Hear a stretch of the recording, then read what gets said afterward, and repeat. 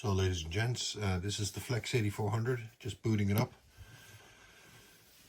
after installing here on the desk. So I just wanted to show you what it looks like. And for those of you that are thinking, you can hear the fan kicking in initially. Don't worry, it doesn't stay loud for very long. I did get a fright when I heard this for the first time. And you can see it's gone back to some semblance of normality now.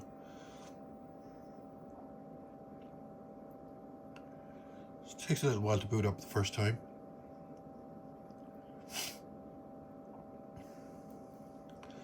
But I've been using this radio now for the past few days, since Saturday actually, and it's now Tuesday, and I have to say I'm very, very, very impressed with it. This is going to be my main radio. I did have a Yaesu FT101D, which I loved. And it was a superb radio, but this is something very special indeed. So this is the M version, as you can see.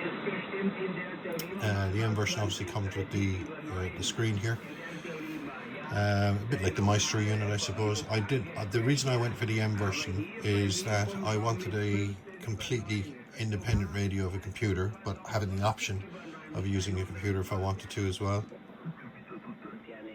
But I have to say the audio quality, and I'm using these speakers here, just a very simple set of computer speakers at the moment, but the audio quality, generally speaking, is superb.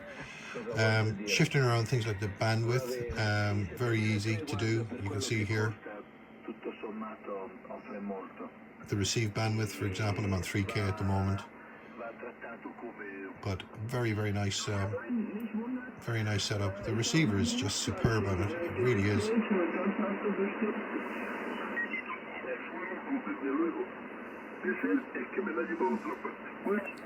Presently here on 80 meters here in the UK. Quite a busy band actually tonight.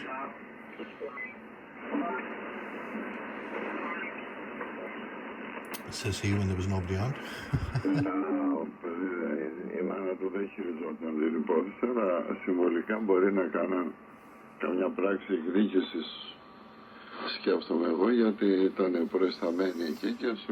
can hear that audio quality is pretty much straight away. It's absolutely superb.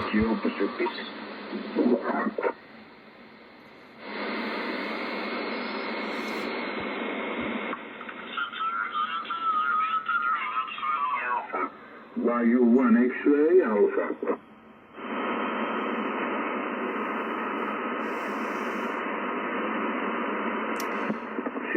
Menus on the radio, very easy to use actually.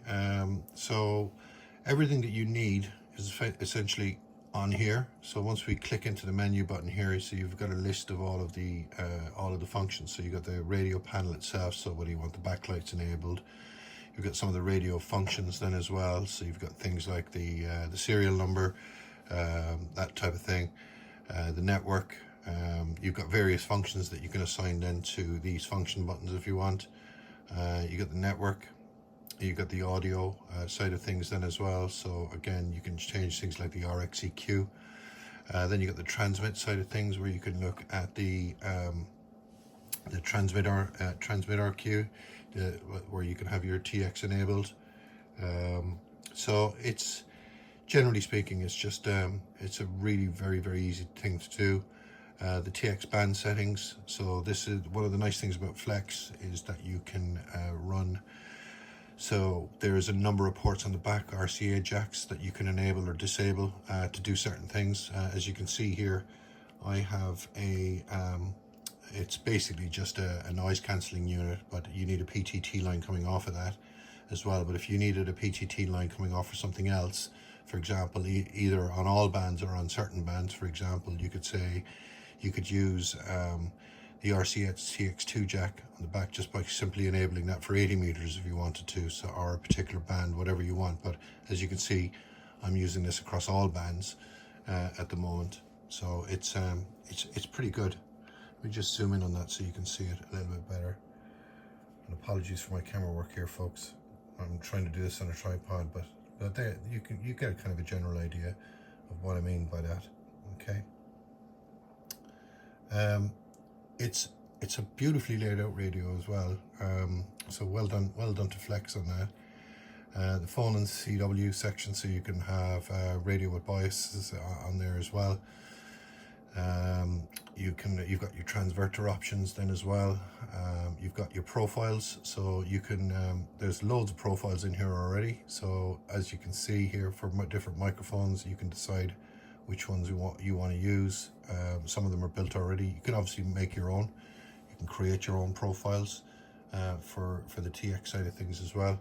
And then you've got the memories, for example, USB cables if you've got any plugged in, spots, multiflex, for example, and then you've got your GPS side of things. It does come with a GPS antenna as well, by the way, which is quite cool.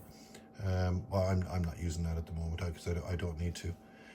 The other things then as well, other menus that you can jump into, so you can do things like in here, just by clicking here, you can change bands, you can enable the noise blanker, the noise reduction, the ANF, the squelch, TNF, wideband noise blanker, that type of thing.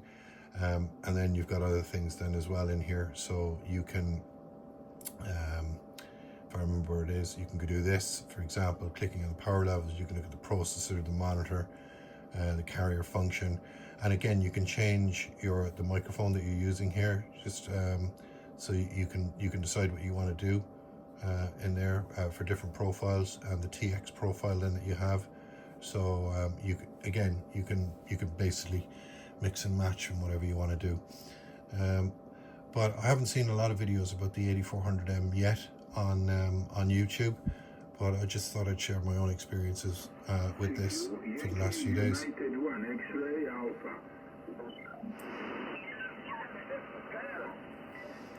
Band is pretty quiet now, actually.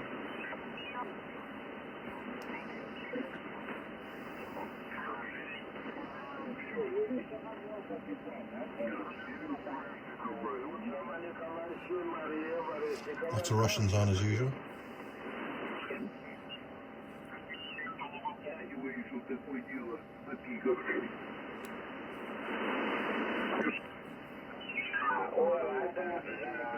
Ja, der Tag wird kommen, wie sagt es dir. Das ist alles eine Frage der Zeit und dann ist hier Ruhe.